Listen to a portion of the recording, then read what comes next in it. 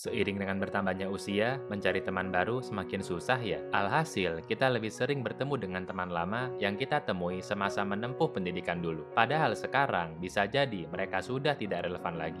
Tempat kerja berbeda, bidang karir berbeda, masalah hidup berbeda, dan yang paling penting, waktu yang dimiliki sudah tidak seluang ketika masih muda dulu. Buat ketemuan aja susah banget. Pas udah ketemu pun, belum tentu dia bisa menghapus kesepian yang sedang kita alami. Dulu sih bisa, karena jalan hidup masih relate. Tapi, pendewasaan membuat kita harus mengambil jalan hidup yang berbeda. Banyak anak muda usia 20-an yang merasa kesepian tapi nggak sadar akan hal ini. Hidupnya masih terbayang akan kenangan masa lalu bersama teman-teman ketika masih berusia belasan. Padahal, yang dia butuhkan adalah sosok untuk menemani masalah hidup saat ini, bukan masa lalu. Mau sebanyak apapun bertemu dengan teman lama, nggak akan tuntas tuh rasa kesepian. Oleh karena itu, kita harus bisa beradaptasi dengan usia dan zaman. Buka hati dan pikiranmu untuk menjalin hubungan dengan orang baru. Kadang, anak muda zaman sekarang ini suka sombong dengan masalah hidupnya. Seakan-akan hanya dia yang sedang mengalami masalah hidup terberat di dunia, sehingga tidak mungkin ada satu orang pun yang bisa memahaminya. Padahal, yang namanya quarter life crisis ini kan dialami banyak orang, bukan kamu doang. Lantas, kenapa kalian gak bersatu aja untuk menuntaskan masalah bersama? Jadi, jangan pernah ragu untuk mencari teman baru. Masa iya sih, dari sekian banyak orang yang ada di sekelilingmu saat ini, seperti teman kerja, teman komunitas, tetangga, dan sebagainya, gak ada yang cocok dengan dirimu? Memang gak cocok, atau kamu yang tidak pernah membuka diri? Supaya kita bisa menghadapi tantangan kehidupan dewasa dengan lebih mudah, kita harus memiliki teman. Pilihlah teman yang positif dan cocok dengan dirimu, yang kehadirannya menyenangkan, menenangkan, dan syarat akan ilmu.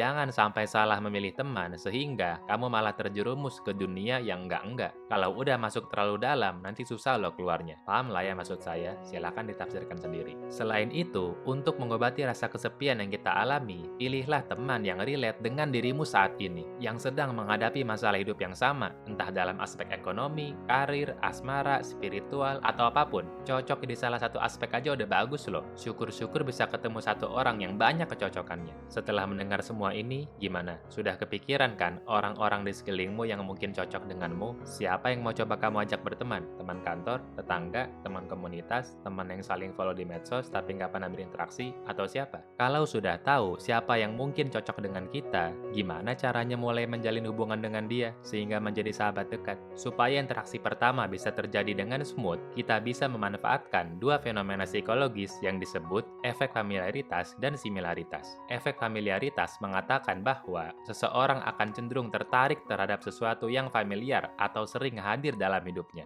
Bisa sering dilihat, sering didengar, sering dihirup, sering dirasa, dan sebagainya. Contoh, orang yang setiap hari saling bertemu, lihat-lihatan aja, entah itu di kantor, di tempat ibadah, di sekitar rumah, di toilet, atau dimanapun, pasti lama-lama akan saling bertegur sapa, iya kan? Nah, untuk mengawali hubungan dengan orang lain, kamu bisa memanfaatkan efek psikologis ini. Satukan dulu duniamu dengan dia, persering kehadiranmu di sekitar dia, minimal dilihat dia aja secara konsisten. Lama-lama, ketertarikan akan timbul dan interaksi awal pun akan terbentuk dengan sendirinya. Efek yang kedua ialah similaritas.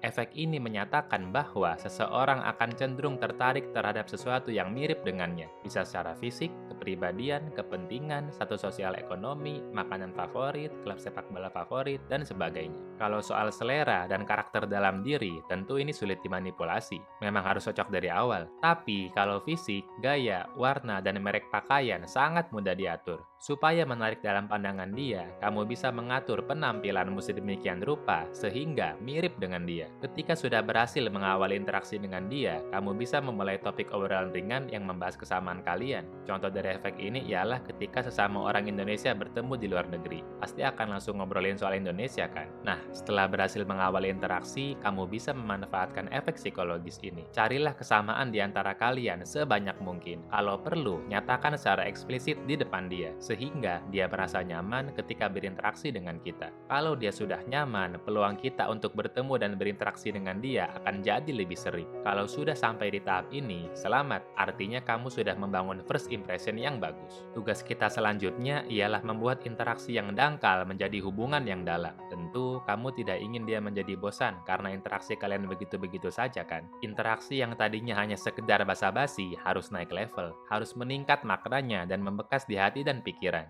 harus menimbulkan kerinduan yang hanya bisa dia dapatkan darimu, tidak bisa dia dapatkan dari tempat lain. Bagaimana caranya? Perlu kita pahami bersama bahwa basa-basi adalah tanda dari ketidakpercayaan. Dia tidak percaya untuk membagikan sesuatu yang lebih dalam, sehingga hanya membagikan hal yang bersifat remeh. Tentu, hal ini tidak bisa dibiarkan terus-menerus. Oleh karena itu, yang pertama kali harus kita bangun dalam sebuah hubungan ialah kepercayaan. Semakin percaya dia kepada kita, semakin banyak informasi mengenai dirinya yang dia bagikan kepada kita secara sukarela, semakin dekat pula hubungan kita dengan dia. Lantas, bagaimana caranya memperoleh kepercayaan dari dia? Kata kunci dari sebuah kepercayaan adalah rahasia. Dalam membangun hubungan interpersonal, dua orang akan semakin saling percaya apabila saling mengetahui rahasia. Semakin dalam tingkat rahasianya, semakin dalam pula hubungan akan terjalin. Dalam otak manusia terdapat mirror neuron atau kumpulan saraf yang berfungsi untuk meniru perilaku orang lain, apalagi orang yang dia sukai setelah mengalami efek familiaritas dan similaritas. Mirror neurons berperan besar dalam empati manusia, sehingga seseorang bisa ikut merasakan apa yang orang lain rasakan hanya berdasarkan cerita dari orang lain. Nah, supaya dia mau membagikan rahasia yang dia miliki,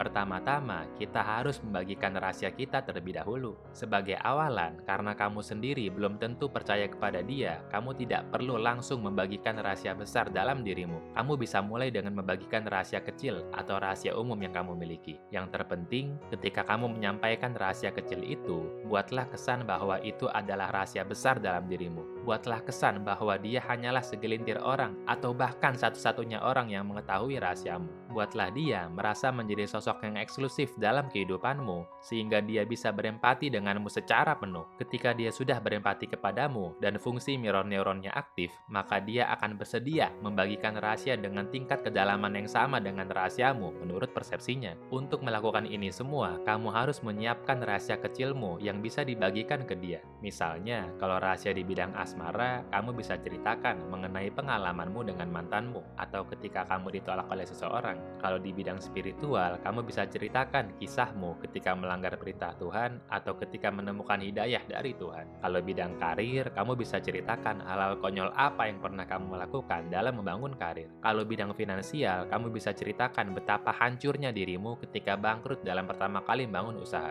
dan sebagainya. Atau bahkan, kamu mungkin punya kisah yang lebih menarik dibandingkan contoh-contoh saya tadi. Dengan demikian, secara otomatis, kalian akan saling berbagi rahasia. Dari yang awalnya rahasia kecil, sampai akhirnya kalian akan membagikan rahasia yang betul-betul hanya diketahui oleh kalian berdua. Ketika semua ini terjadi, secara otomatis kalian akan menjadi sahabat dekat. Bahkan kalau kalian berbeda jenis kelamin, bisa jadi sampai menikah kali. Nah, supaya proses saling berbagi rahasianya lancar, ada satu teknik lagi yang perlu kamu kuasai, yaitu teknik bertanya atau teknik wawancara. Secara umum, ada dua jenis teknik pertanyaan, yaitu pertanyaan terbuka dan pertanyaan tertutup. Pertanyaan terbuka adalah bentuk pertanyaan yang memungkinkan segala bentuk jawaban. Contoh, apa yang kamu lakukan setelah itu? Bagaimana perasaanmu saat ini? Berapa banyak uang yang telah kamu habiskan? Siapa saja yang terlibat dalam kejadian itu? Mengapa kamu melakukan itu? Dan sebagainya. Sedangkan pertanyaan tertutup adalah bentuk pertanyaan yang hanya memungkinkan jawaban yang terbatas. Biasanya hanya iya dan tidak. Seperti, setelah itu dia kamu pukul nggak? Kamu lagi sedih ya? Barang itu harganya 10 juta ya?